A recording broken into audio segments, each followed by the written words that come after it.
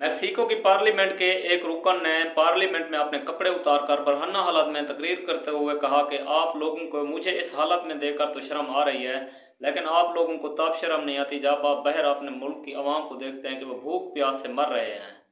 और आप लोगों को तब भी शर्म नहीं आती जब आप देखते हैं कि लोग बेरोजगारी की वजह से, गुर्बत की वजह से बाहर नंगे पाँव घूम रहे हैं। और आप लोगों को तब भी शर्म नहीं आती जब ये हमारे मुल्क का पढ़ा लिखा नौजवान नौकरी की तलाश में, रोज़गार की तलाश में दर बदर ठोकरें खाता है और नाकाम होने के बाद वो खुदकुशी करने पर मजबूर हो जाता है। आप लोगों को तब भी शर्म नहीं आती।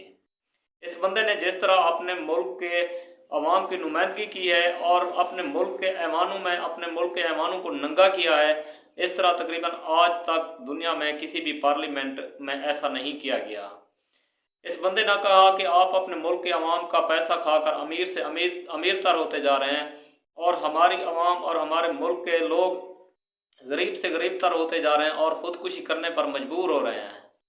तो दोस्तों, आप इस बंदे के बारे में क्या राय रखते हैं? आपने अपनी राय का इज़हार कमेंट बॉक्स में ज़रूर करना है और मुझे अपनी दुआओं में याद रखें। इंशाल्लाह मिलते हैं अगली वीडियो में। आपने अपना भी ढेर सारा ख्याल रखना है। अल्लाह आपको खुश रखे, सलामत रहें। अल्लाह हाफिज़।